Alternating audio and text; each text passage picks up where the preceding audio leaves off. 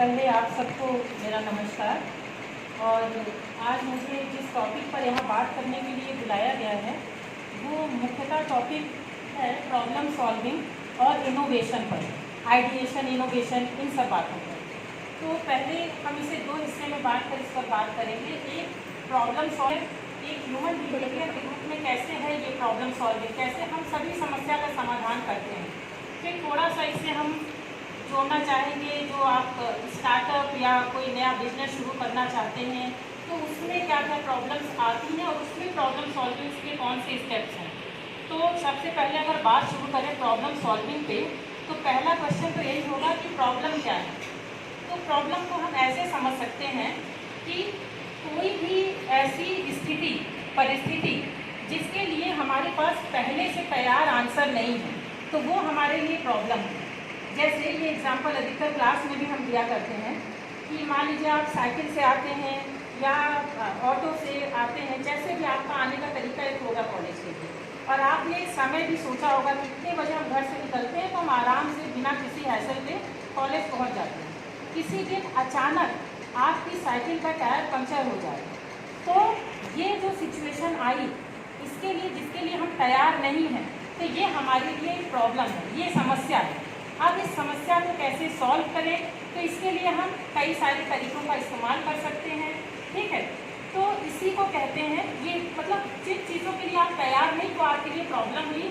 और जैसे हम लोग रिसर्च की बातें ज़्यादा करते हैं तो रिसर्च में एक साइकोलॉजिस्ट हुए जिनका नाम है कर्लिंगर, उनकी बुक भी है रिसर्च मेथड पर। उन्होंने तो बहुत सिंपल सा तरीका दिया क्वेश्चन को पहचानने का, प्रॉब्लम को पहचानने का। उन्होंने कहा कि प्रॉब्लम जो है वो कोई भी प्रश्नवाचक चिन्ह जो हो, इंटरोगेटिव सेंटेंस है, तो वो क्या है, वो प्रॉब्लम है, जिसमें क्या, क्यों, कैसे, कब, कहाँ ऐसे प्रश्न हो, साथ साथ उसमें प्रश्नवाचक चिन्ह लगा हो, क्वेश्चन मार्क लगा हो, तो ये आपके लिए प्रॉब्लम है। ठीक है, और व्यवहारिक प्रॉब्लम का एग्जाम्पल मैंने आपको दिया, तो ये हुआ प्रॉब्लम। अब प्रॉब्लम सॉल्विंग क्या है, तो सबसे पहले तो प्रॉब्लम सॉल्विंग करने में जो पहला स्टेप होता है उसमें हम प्रॉब्लम को डिफाइन करते हैं, माने अच्छे से उस प्रॉब्लम को समझते हैं कि ये प्रॉब्लम है भी कि नहीं है। तो उस प्रॉब्लम की पूरी एनालिसिस करेंगे, उसे डिफाइन करेंगे, फिर जितने उसके संभावित अल्टरनेटिव्स हो सकते हैं उस पर विचार करते हैं कि क्या क्या इसके लिए अल्टरनेटिव हो सकते हैं।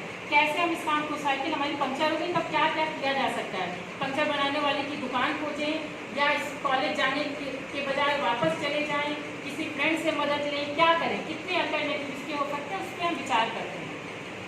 उसके बाद जो बेस्ट सुटेबल होता है आपका अल्टरनेटिव, उसे हम सेलेक्ट कर लेते हैं, उनमें से सब में से हम एक को चयन कर लेते हैं कि अच्छा इस वाले तरीके। जब उस तरीके का हमने चयन कर लिया फिर उसका वैलिडेशन करते हैं। वैलिडेशन मतलब उसे टेस्ट करके देखते हैं कि ये काम कर रहा है कि नहीं, इससे हमारी समस्या सॉल्व हो रही है कि नहीं। ठीक है, तो पूरी फिर जब उसको वैलिडेट करेंगे तो आपको पता चलेगा समस्या सॉल्व हुई या नहीं हुई। अगर सॉल्व हो गई तो आपकी प्रॉब्लम सॉल्विंग का प्रोसेस यहाँ खत्म हो गया, लेकिन अगर नहीं हुई तो पूरी प्रक्रिया फिर से शुरू होगी। ठीक है, तो जो वैलिडेशन करेंगे तो आप देखेंगे कि आपने जो सेलेक्ट किया एक अल्टरनेटिव वो आपके लिए पर्पसफुल था कि नहीं, उसने आपके उद्देश्य को पूरा किया कि नहीं। तो ये कैसे करेंगे, इसके लिए आपका स्टैंडर्ड होगा जो आपने शुरू में प्रॉब्लम को डिफाइन किया। तो इसलिए सबसे बेसिक स्टेप होता है प्रॉब्लम को डिफाइन करना। तो प्रॉब्लम में भी तीन उसके फॉर्म्स होते हैं, या कह लीजिए तीन उसके पार्ट्स आप कर सकते हैं। एक तो होता है ओरिजिनल हिस्सा, जो शुरुआत की जो बेसिक प्रॉब्लम आई। फिर उसका होता है मिडिल फेज, जो आप उसका एम, उसमें जो अचीव करना चाहते हैं वो चीज़। तो ये प्रॉब्लम सॉल्विंग या प्रॉब्लम हुई जो इन जनरल एक ह्यूमन बिहेवियर है। ठीक है, फिर प्रॉब्लम सॉल्विंग के कुछ तरीके भी होते हैं। तो प्रॉब्लम सॉल्विंग के लिए हम जिस मानसिक प्रक्रिया का प्रयोग करते हैं उसे कहते हैं चिंतन या थिंकिंग। ठीक, तो चिंतन वह प्रक्रिया है जिसे करते हैं तो हम सभी हैं, पर परिभाषा के रूप में आपको हम थोड़ा समझाते हैं इसे। चिंतन को वो मानसिक प्रक्रिया कहा जाता है जो किसी समस्या के उत्पन्न होने पर शुरू होती है और तब तक चलती रहती है जब तक समस्या का हमें समाधान न मिल जाए। ठीक है, तो इस तरह से हम चीज़ के बारे में, किसी भी समस्या के बारे में, किसी भी परिस्थिति के बारे में जो अपने दिमाग में चीज़ें चला रहे हैं, जो कैलकुलेशन कर रहे हैं, उसे चिंतन कहा जाता है। और चिंतन से हमारा होगा क्या, उससे हमारी प्रॉब्लम का सलूशन मिलेगा।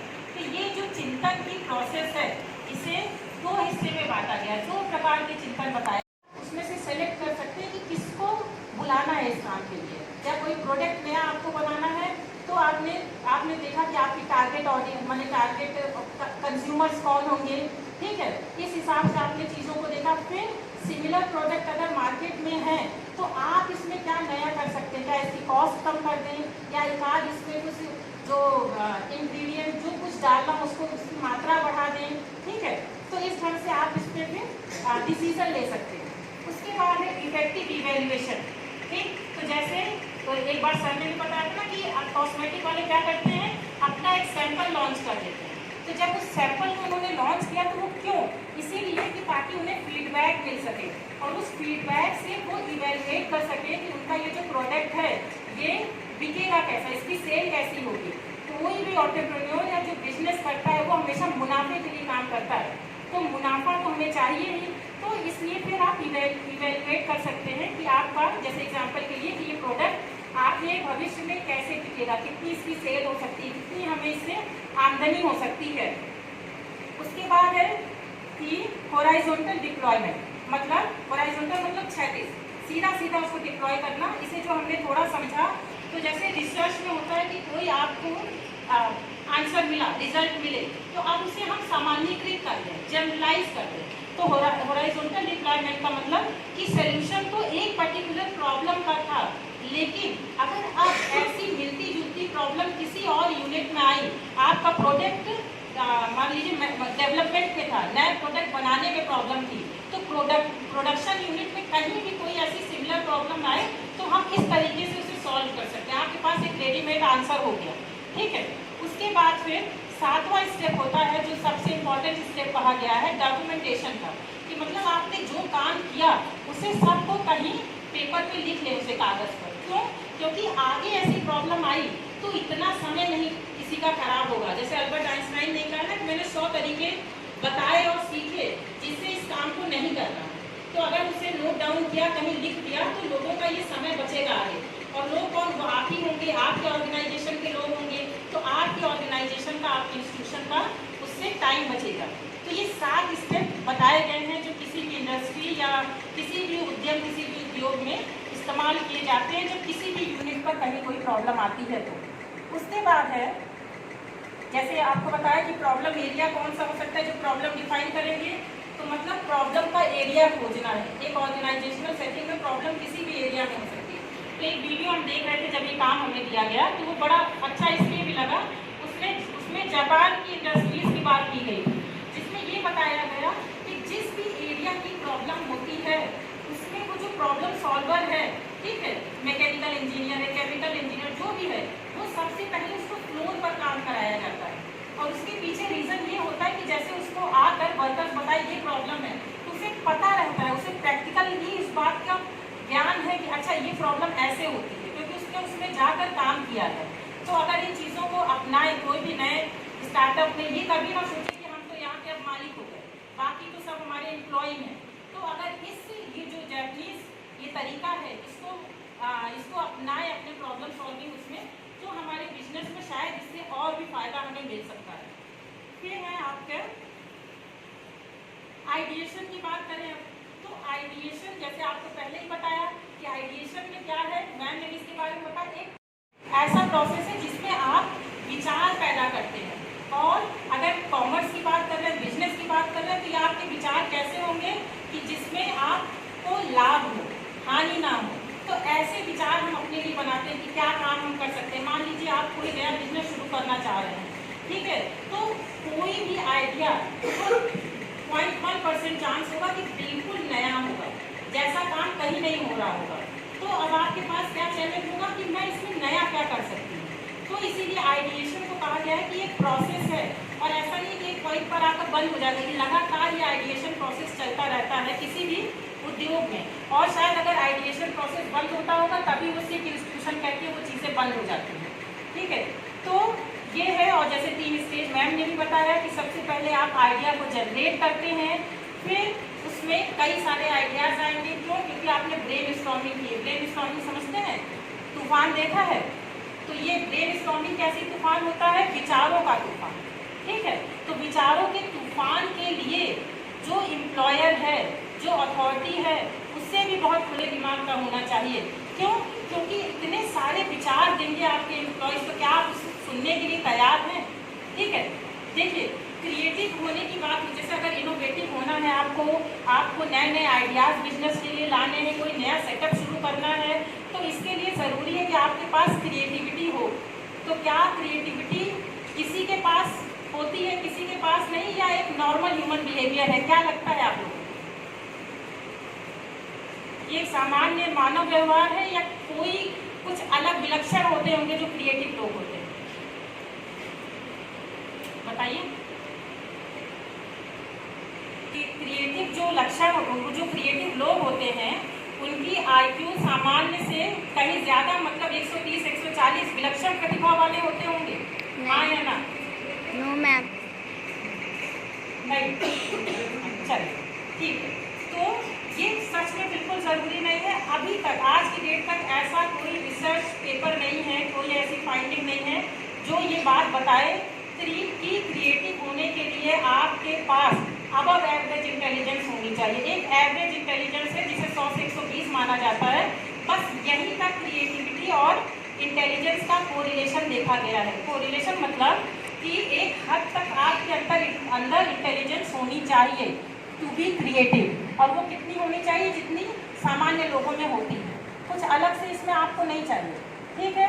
ना ही ऐसा कुछ चाहिए कि बड़े संपन्न परिवार, बड़ी संपन्न परिस्थिति में आप हो, ठीक? बल्कि कहा भी गया है कि आवश्यकता से आविष्कार जन्म लेता है। तो आविष्कार शब्द जहाँ आया, जहाँ डिस्कवरी इनोवेशन की बात आई, इसका मतलब वहाँ कुछ क्रिएटिव है। तो क्रिएटिव करने के लिए हमें अलग कौन सी चीज़ बनाती है? तो वो हुई हमारे, अगर पर्सनालिटी ट्रेट में हुआ तो वो हुआ इंसाइट। इंसाइट मतलब ऐसी दृष्टि जो वो देख लेती है जो बाकी लोग नहीं देखते। वरना सेब तो पेड़ से पहले भी गिरते रहे होंगे, पर उसे न्यूटन ने देखा, ठीक है?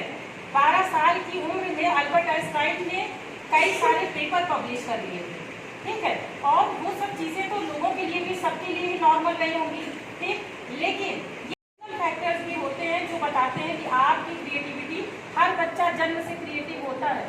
हमारा समाजीकरण की प्रक्रिया और ये जो एजुकेशन सिस्टम है, यही कहीं ना कहीं हमारी सृजनात्मकता का दम तोड़ती है। तो इसलिए इतना एक्सेप्टेंस होना बहुत ज़रूरी है। एक क्रॉस कल्चरल साइकोलॉजिस्ट में, वो एक बार हम लोग के डिपार्टमेंट में आई थी, तो अपना वो फाइंडिंग शेयर कर रही थी। तो उसमें बता रही थी वो कि उन्होंने एशियन कंट्री का किया था, सर्वे स्टडी की थी अपनी, और अमेरिकन और जो वेस्टर्न सभ्यता वाले। तो ये देखा गया कि ऐसे एशियन कंट्री में अगर आप क्रिएटिव वर्क कर रहे हैं, इनोवेटिव हैं, आइडिएशन की प्रक्रिया को पूरा कर पा रहे हैं, तो ये बहुत बड़ी बात है। क्योंकि हमारा कल्चर जो है वो क्या है? आज्ञा पालन करने का।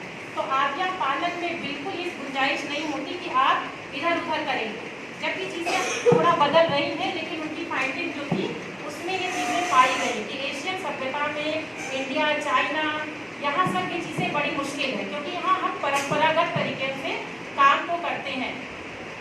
और एक जो बहुत बड़ी क्वालिटी होती है क्रिएटिव आदमी इंसानों की, वो होती है कि उनके पास सेंस ऑफ ह्यूमर बहुत गजब का होता है, ठीक है? इतने सीरियस नहीं बैठते जैसे आप लोग बैठते हैं। तो सेंस ऑफ ह्यूमर होना भी चाहिए। तो सेंस ऑफ ह्यूमर, क्योंकि सेंस ऑफ ह्यूमर आपको नई नई चीज़ें सोचने, जैसे ये स्टैंड अप कॉमेडियंस होते हैं, तो ये भी तो कहीं ना कहीं वही काम कर रहे हैं। उन्हीं घटनाओं को ऐसे प्रेजेंट करते हैं कि उसमें हमें हंसी आने लगती है। जो घटनाएं रोज की हो रही हैं, उसी को ऐसे बताते हैं कि उसमें हमें हंसी आने लगे। तो अगर सेंस ऑफ ह्यूमर है हमारे अंदर, तो हम गलती करने के लिए भी तैयार रहेंगे। तब हम डरेंगे नहीं, हमारा ईगो इतना बड़ा नहीं होगा कि गलत हो गया तो लोग क्या कहेंगे। तो हम हमेशा चीज़ों के लिए तैयार रहेंगे, हम ट्राई करेंगे, ठीक है? तो ये कुछ बातें थी जो हमें लगा आप लोगों से शेयर करनी चाहिए। अब क्रिएटिव थिंकिंग की एक छोटी सी एक्सरसाइज हम लोग कर सकते हैं, जिसमें आप लोग पार्टिसिपेट करेंगे तभी हो पाएगा। हम कुछ कहें करने को तो करेंगे। चलिए, तो कागज़, पहले कागज़ के कुछ इस्तेमाल बताइए। कागज़ के ऐसे इस्तेमाल जो आपको लगते हो कि बिल्कुल नए हैं, ऐसा कोई इस्तेमाल बताइए कागज़ का।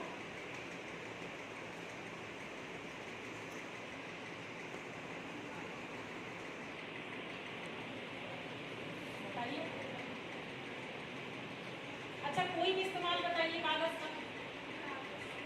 मैम हैंड बैग बना सकते हैं, पेंटिंग कर सकते हैं, गुलदस्ते बना सकते हैं। अच्छा, और मैम उस पर आर्ट कर सकते हैं, लिख सकते हैं। हाँ, और मैम हैंड बैग की तरह यूज़ कर सकते हैं, हैंड बैग की तरह यूज करते हैं। कैसे? मैम कागज़ के हैंड बैग बना के। अच्छा, और क्या कर सकते हैं? क्या बोला लिस्ट में? अच्छा, मैम मतलब क्राफ्टिंग कोई में बैग भी बना यूज़ सकते कर हैं। सकते हैं, और मैम क्राफ्ट में। क्राफ्ट बना सकते हैं, जैसे उसमें गुलदस्ता का है ना? तो क्राफ्ट बना सकते हैं। और क्या बना सकते हैं? और क्या कर सकते हैं कागज़ से? क्या कर सकते हैं? प्रैक्टिकल कर सकते हैं। क्या बोला मैं सुनाई नहीं दिया। और कागज़ से क्या कर सकते हैं? बस पढ़ा कि नहीं पढ़ा ना? ठीक, तो यही हुई आपकी ब्रेन स्टॉर्मिंग तब भी ठीक, जिसमें बाकी सारी चीज़ों को मार दिया है। तो चलिए, वो तो जिसका भी दायित्व है, लेकिन आप अगर ऐसे चीज़ों को सोचते हैं, अलग से चीज़ों पर सोच सकते हैं। और टॉपिक क्या है? वही जो रोज का चीज़ है। एक विद्यार्थी के जीवन में कागज़ के बिना तो कोई काम ही नहीं होगा। ठीक, तो वही चीज़ है जो हम रोज इस्तेमाल करते हैं। लेकिन अगर उस पर हम जो अभी एक शब्द कहा, आउट ऑफ बॉक्स जाकर सोच सकते हैं, तो इसका मतलब क्या हुआ? इसका मतलब कि हम कुछ इनोवेटिव कर पा रहे हैं, कुछ हमारे पास ऐसे आइडियाज़ हैं जो क्रिएटिव हैं। ठीक, तो ये बहुत बड़ा चैलेंज है किसी भी बिजनेस इंस्टीट्यूशन के लिए इस समय में कि क्रिएटिव आइडियाज़ जनरेट करा पाए। क्योंकि देखिए, कितने सारे लोग यहाँ बैठे होंगे, पर कोई भी एक यूज़ ऐसा नहीं है जो अनयूजुअल हो। अनयूजुअल छोड़ दीजिए, यूजुअल यूज़ ही बहुत कम बताया आप लोगों ने। जो कागज़ का इस्तेमाल है, तो ऐसे 3-4 तरीके से कागज़ थोड़े इस्तेमाल होगा। तो इन सब बातों पर सोचने की ज़रूरत है। ठीक है, तो हमेशा अपने दिमाग को खुला रखिए। 5 सेंस से आगे भी जा सकते हैं। अभी तो 5 ही सेंस ढंग से यूज़ नहीं कर रहे हैं। तो अगर इन 5 सेंसर्स को हम ढंग से इस्तेमाल करने लगे, अपनी सारी फैकल्टीज, अपने इमोशन, कॉग्निशन, जो एक्शन है, इसे हम ढंग से इस्तेमाल करने लगे, तो हम आराम से सारी चीज़ें कर सकते हैं। क्योंकि क्रिएशन, याद रखिएगा, या क्रिएटिव होना एक वैसा ही ह्यूमन बिहेवियर है जैसे सोना, जागना, पढ़ाई करना, उतना ही नॉर्मल है ये। लेकिन अगर इस पर कोई वर्कशॉप या बाकी चीज़ें करानी पड़ रही हैं, तो वो इसीलिए क्योंकि कहीं ना कहीं हमारे अंदर वो क्रिएशन खो गया। ठीक, एक राइटर है, उनका कल हम वीडियो देख रहे थे, तो कह रहे थे लोग अब क्रिएटिव होने से लोग डरते भी हैं। वो 40 के लगभग उनकी एज थी, तो उन्होंने कहा कि जब मैंने कहा कि मैं राइटिंग वर्क में आना चाहती हूँ, तो लोग बड़ा परेशान हैं कि अरे कैसे करोगी, कैसे सर्वाइव करोगी। तो वो ये बताना चाह रहे हैं कि अगर कुछ अलग, कुछ क्रिएटिव तुम करना चाहो तो कितने चैलेंजेस हैं। उन्होंने कहा कि मेरे फादर केमिकल इंजीनियर हैं, लेकिन उनसे कोई नहीं पूछता कि कैसे सर्वाइव कर रहे हैं, सब ठीक चल रहा है कि नहीं चल रहा है। क्यों? क्योंकि उनकी रेपुटेशन बन चुकी है।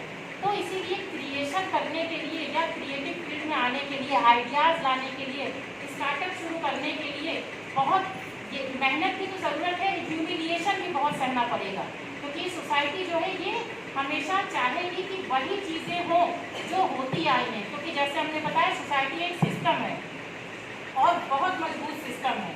ये सिस्टम कभी नहीं चाहता कि इससे डिविएट होकर आप कुछ करिए, इससे अलग होकर आप कुछ करिए। इसीलिए जो असाइलम्स होते थे, जिन्हें आप पागलखाना कह सकते हैं, वो सिम्बॉलिकली, अब इतनी आबादी हो गई कि हम कब्रिस्तान पे घर बना लेते हैं। तो अब तो बात दूसरी है, वरना सांकेतिक रूप से इन असाइलम्स को आबादी वाली जगह से बाहर बनाया जाता था, बस ये दिखाने के लिए कि अगर हमसे अलग व्यवहार करोगे तो हम तुम्हें अलग कर देंगे। इसी का पूरा मोटिव तो यही है कि आप अलग बनिए।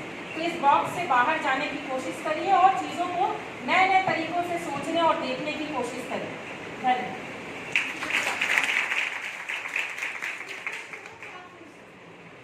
जाते जाते एक बात कही, बड़े लोग अलग नहीं करते, बड़े लोग कुछ भी अलग नहीं करते, बल्कि वो अलग ढंग से करते। यही इनोवेशन है, यही नवाचार है।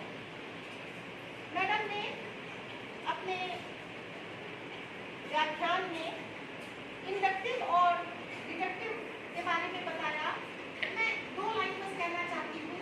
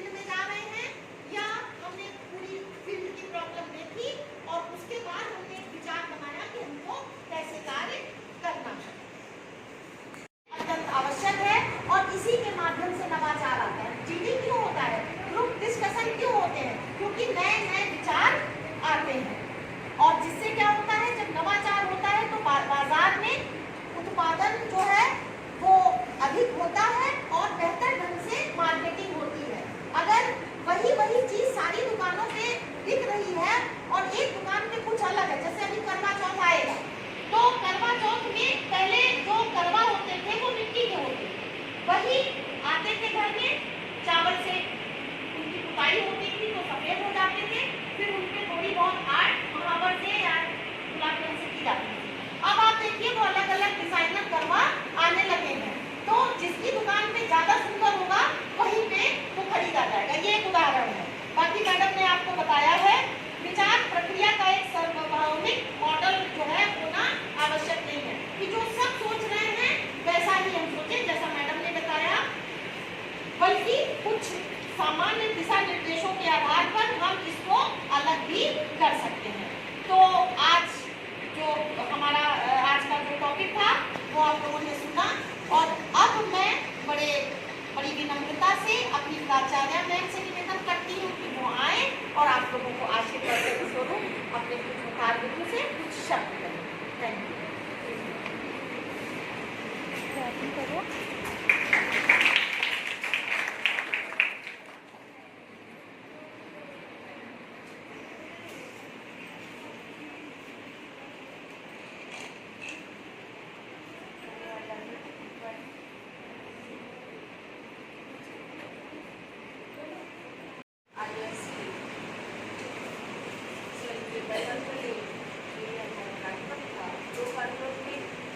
पहला और दूसरा था इसमें आपने बहुत अच्छी बातें सुनी मनोविज्ञान से संबंधित, कैसे हम नवाचार को अपने मस्तिष्क में प्रकट करते हैं और कैसे उन विचारों को आगे। अभी मैं निबंध देख रही थी तो कुछ बच्चों के निबंध इतने अच्छे थे कि वे कंपटीशन में ऐसे कंपटीशन जो हमारे सिविल सेवा आयोग के उन कंपटीशन के स्तर से ऐसे बच्चे यदि तैयारी करें तो उनके दिमाग में एक आइडिया है और उस शीर्षक के तहत उन्होंने अपने विचारों को कैसे बांधा है और उस विचारों से क्या क्या उन्होंने विषय सामग्री ली है ताकि विषय सामग्री को उन्हीं विचारों के अंतर्गत दिया जा सके। ये भी एक इनोवेशन। तो यही इनोवेशन है प्यारे बच्चों, समस्या समाधान और आइडिएशन, विचारों की अवधारणा नवाचार के संबंध में। जैसा कि आप लोगों ने अभी जाना, विचारों के संबंध में विचार जब हम अपने दिमाग में कोई भी करते हैं तो दो तरह के विचार हमारे दिमाग में आते हैं। एक इंडिपेंडेंट वेरिएबल, विज्ञान की एक शब्दावली है इंडिपेंडेंट वेरिएबल, और दूसरा है डिपेंडेंट वेरिएबल, है ना। जो स्वतंत्र विचार होते हैं वो इंडिपेंडेंट वेरिएबल के अंतर्गत आते हैं, जिनको हम कंट्रोल कर सकते हैं, इन विचारों को हम नियंत्रित कर सकते हैं, वो डिपेंडेंट इन्हीं वेरिएबल या स्वतंत्र और स्वतंत्र चरों के अंतर्गत हमारे समस्त विचार। आइडिएशन के संबंध में यदि देखा जाए तो बहुत से विचार ऐसे आते हैं जिन पर हम नियंत्रण कर सकते हैं और बहुत से ऐसे होते हैं जिन पर नियंत्रण नहीं कर सकते। जब पेड़ से सेब गिरा होगा तब ये सोचा भी नहीं गया होगा कि एक गुरुत्वाकर्षण की खोज कैसे उनके दिमाग में विचारों की स्टार्टिंग, विचारों का तूफान ब्रेनस्टॉर्मिंग चली होगी कि वो कैसे इस प्रकार के विचारों को एक स्वतंत्र रूप दें और कैसे उन परतंत्र विचार जो उनके अंतर्गत कंट्रोल नहीं हो सकते हैं उनको वो से कंट्रोल करें। ये भी भाव, जैसे आप मैडम बताया कॉलेज तो कभी कभी मान लीजिए आपकी साइकिल पंक्चर हो गई, मान लीजिए पास में दुकान है, वो तो आपका डिपेंडेंट वेरिएबल हो गया, आपने साइकिल को ठीक कराया और समय से कॉलेज पहुंच गए। अब साइकिल की दुकान भी नहीं है, वहाँ पर ऐसी कोई जगह भी नहीं जहाँ आप अपनी साइकिल को छोड़ सकें, क्योंकि आपका इंडिपेंडेंट वेरिएबल हो गया, आपकी मजबूरी हो गई कि आप साइकिल को साथ में लाएंगे। इंडिपेंडेंस और डिपेंडेंट वेरिएबल के बीच आप जब समन्वय साध लेते हैं, डिपेंडेंट वेरिएबल को कंट्रोल कर लेते हैं, तो आप एक नई विचारधारा को जन्म देते हैं और नई चीज आपको अन्वेषित करते हैं। इस प्रकार से यदि आप देखें तो आइडिएशन विचारों की जो अवधारणा है वो सबके दिमाग में चलती रहती है, लेकिन कुछ लोग उस आइडिया को बाहर निकालने में समर्थ हो जाते हैं जिनका सामाजिकरण नहीं हुआ होता है, जिनका सामाजिकरण अच्छे से नहीं हुआ होता, या वो अपने आप को सर्वाइव कर सकते हैं, वो अपने विचारों को आगे बढ़ाते हैं और समाज को कुछ नया देने की कोशिश करते हैं। और जो सामाजिकरण के कंट्रोल में आ जाते हैं समाज के, अब हम कुछ नहीं कर सकते, तो अपने आप को उसी दायरे में सीमित कर देते हैं और अपने विचार को आगे करने से रोक देते हैं। तो ये है आपका आइडिएशन और नवाचार। नवाचार आप कैसे लाते हैं अपने विचारों के द्वारा, और उन्हीं विचारों को आप कैसे अपने समाज तक फैलाते हैं। उन विचारों को आपका समाज का सहयोग देता है और उसको नहीं देता है।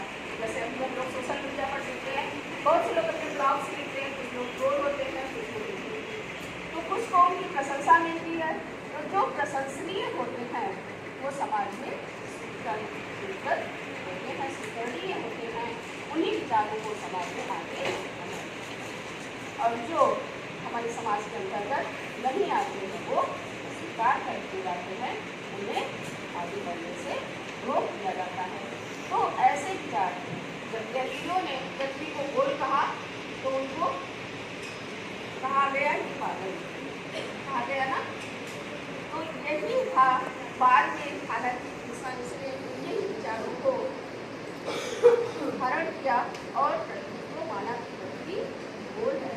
इसी प्रकार से यदि आप विचारों को अपने स्टार्टअप में लगाते हैं और समाज को अपने विचारों से जोड़ लेते हैं तो नई दिशा को प्रशस्त करते हैं, निर्माण को प्रशस्त करते हैं। तो ये है आपका आइडिएशन, प्रॉब्लम सॉल्विंग और इनोवेशन के अपने आइडिया को आप प्रचार करिए और उसको अपने लोगों के साथ शेयर करिए और उससे आप विचारों को प्रशंसा, ऐसे विचार को आपके जो लोगों के द्वारा स्वीकार्य हो वो आप आपने इस प्रतियोगिता में देखा तो अच्छे अच्छे से आपने विचार किए हैं, बहुत अच्छी अच्छी चीज़ें आपने दिखाई हैं। इन्हीं विचार में आगे आए तो आप और अपने समाज को एक नई दिशा हमारी भावी पीढ़ी आशा है जो ये बैच आ रहा है हमारा वो बहुत ही चिंतन से युक्त है और हर चीज़ को सोचता है, विचारता है। ये जो भावी पीढ़ी है वो समाज को कुछ नया दे पाएगी, यही हमारी उम्मीद है और हमारे समाज को दिशा की और नया मार्गदर्शन है। इनोवेशन हो चाहे वो कोई भी क्षेत्र, शिक्षा का क्षेत्र हो, इनोवेशन का क्षेत्र हो, स्टार्टअप का क्षेत्र हो, इन सबको आगे बढ़ाए और अपना तो नाम रोशन करे ही करे, साथ में अपने समाज इसके साथ आपको इन दोनों प्रतियोगिता के लिए बहुत बहुत शुभकामनाएं और बहुत बहुत बधाई।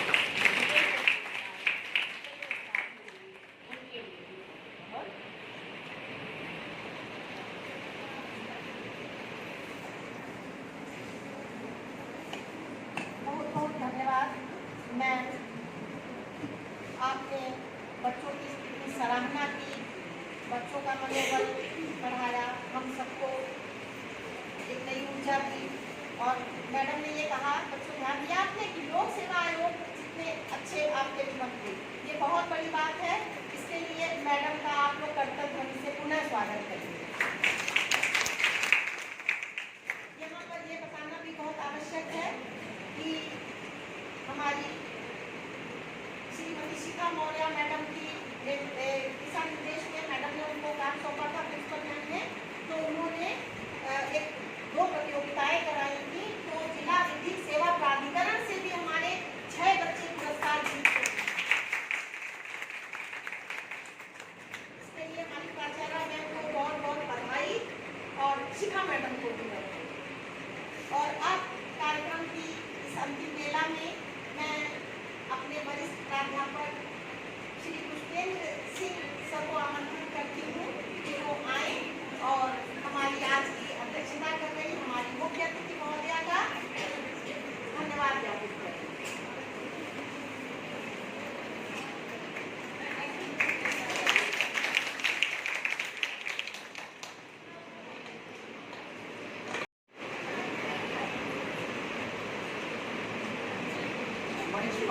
आमंत्रित करने के लिए मैडम का बहुत बहुत शुक्रिया। आईआईसी के बैनर तले आयोजित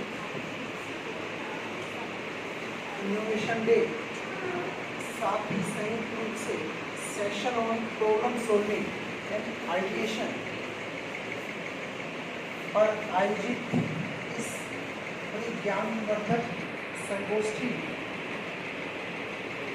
की अध्यक्षता कर रही आदरणीय प्राचार्य महोदया, इस कार्यक्रम की समन्वयक एवं मंच का कुशल संचालन कर रही डॉक्टर प्रीति तिवारी जी,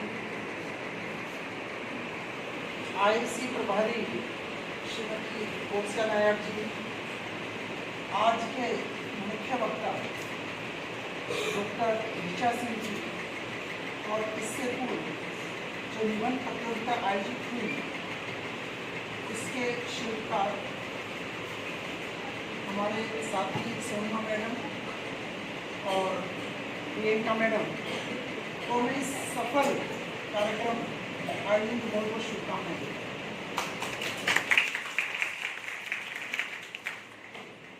चूँकि मुझे उत्तरदायित्व सौंपा गया है आभार ज्ञापन का, तो सर्वप्रथम मैं अपने हृदय की गहराइयों से धन्यवाद ज्ञापित करना चाहूँगा इस कार्यक्रम की अध्यक्षता कर रही श्री प्राचार्य महोदया का, कि जिन्होंने बिजी शेड्यूल में से कुछ क्षण हम सबके साथ साझा किए, साथ में हमारी छात्राओं को अपने उद्बोधन के माध्यम से मार्गदर्शन प्रदान किया, उनको बहुत बहुत आभार। साथ ही आज के जो हमारे मुख्य वक्ता, मैं कहूँ कि विचारवाद की शुरुआत से लेके और कैसे आप किसी विचार को आप जमीन पर आप उसको उतार सकते हैं, इसके बारे में हमारी छात्राओं को, हमारे आने वाले भविष्य को मार्गदर्शन प्रदान किया। मैडम ये बहुत बहुत शुक्रिया।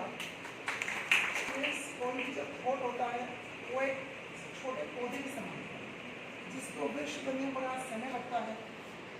वृक्ष बनने तक उसको बहुत सारी बारिश का, बहुत सारे तूफानों का सामना करना पड़ता है। साथ ही इसमें मैं एक बात और जोड़ना चाहूँगा कि जो हमारी छात्राएं हैं, जो कि ग्रामीण परिवेश से हैं, वो हो सकता है कुछ आर्थिक की भी इसकी कमी हो, तो सरकार ने विभिन्न प्रकार की जो योजनाएँ हैं वो आप लोगों के लिए जो स्टार्टअप है शुरू कर, इसकी जानकारी आप लोग जो जिला उद्योग केंद्र है वहाँ से भी प्राप्त कर सकते हैं। अगर इंटरनेट पर से बात कर तो MSME वहाँ से, बैंक से, और साथ में जो केंद्र या राज्य सरकार द्वारा जो स्किल सेंटर भी बनाए गए हैं, तो वहाँ से भी आप और मार्गदर्शन आप प्राप्त कर सकते हैं। हम लोग तो खाली, मैं अक्सर लड़कियों कहता है, हम तो खाली जामवंत हनुमान आप ही, हम तो खाली आप लोगों को मार्गदर्शन करते कि आप ये कर सकते हैं, आपको खाली रास्ते दिखाते हैं। तो निश्चित तौर पे इस उम्मीद के साथ कि जो मैडम ने इतनी अच्छी बातें कही, आप लोग उसको अपने कार्यों में परिणित करेंगे, इसलिए आप लोगों की शुभकामनाएं और मैडम को धन्यवाद।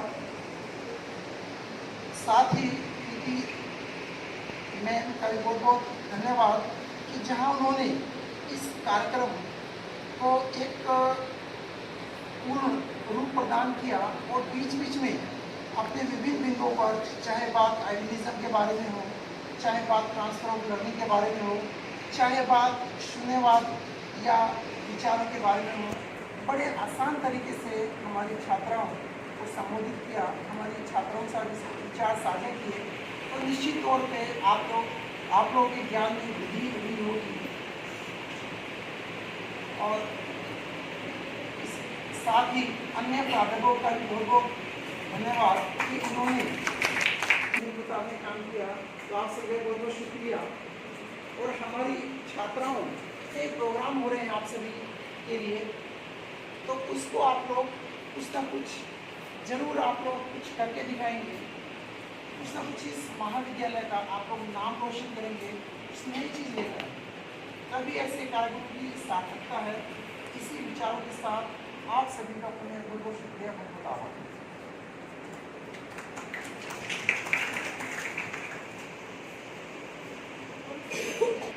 आचार्य महोदया के निर्देशानुसार इस कार्य की समाप्ति